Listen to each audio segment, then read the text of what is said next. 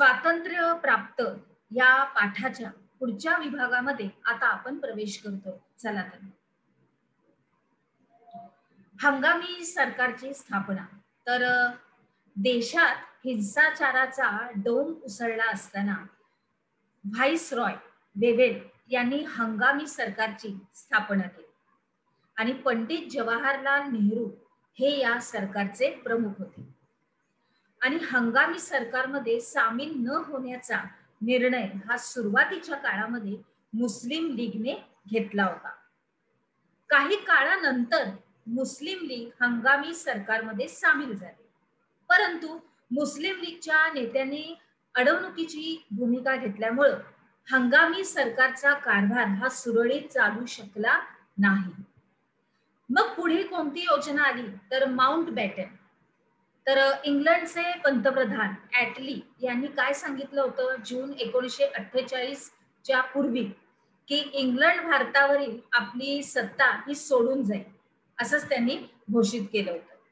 मग भारतातही या सत्तांतरांच्या पार्श्वभूमीवर लॉर्ड माउंटबॅटन यांची त्यांनी काय केलं, भारताचे व्हाईसरॉय म्हणून नियुक्ती केली.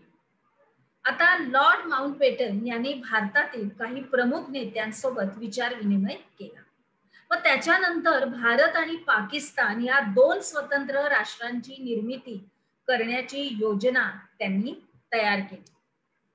पुढे राष्ट्रीय सभेच्या फाळणीस त्यांचा विरोध होता आणि देशांचे ऐक्य हे राष्ट्रीय सभेच्या भूमिकेचा मूळ आधार होता, परंतु मुस्लिम लीगने पाकिस्तानच्या निर्मितीचा हा अट्टहासच धरला. त्यामुळे फाळणीशिवाय दुसरा पर्याय उरलाच नव्हता. मग राष्ट्रीय सभेनं अत्यंत नाईलाजानं फाळणीच्या निर्णयाला मान्यता दिली. आता भारतीय स्वातंत्र्याचा कायदा. माउंटबॅटन योजनेच्या आधारे 18 जुलै 1947 रोजी इंग्लंडच्या पार्लिमेंटने भारताच्या स्वातंत्र्याचा कायदा हा संमत केला आणि 15 ऑगस्ट 1947 रोजी भारत व पाकिस्तान ही स्वतंत्र राष्ट्र अस्तित्वात येतील. त्याच्यानंतर त्यांच्यावर ब्रिटिश पार्लिमेंटचा कोणताही अधिकार राहणार नाही. त्याच्यानंतर संस्थानावरील ब्रिटिशांचे जे काही स्वामित्व होतं ते संपुष्टात येईल. त्यांना भारत अथवा पाकिस्तानामध्ये सामील होता येईल किंवा स्वतंत्र राहता येईल अशी तरतूद या कायद्यात करण्यात आली. पुढे स्वातंत्र्य प्राप्ती. भारतीय स्वातंत्र्याच्या कायद्यानुसार 15 ऑगस्ट 1947 रोजी भारताला स्वातंत्र्य देण्यात आले आणि 14 ऑगस्ट 1947 च्या मध्यरात्री दिल्ली येथे संसद भवनाच्या सभागृहामध्ये संविधान सभेची बैठक सुरू होती. मध्यरात्री 12चे ठोके पण पडले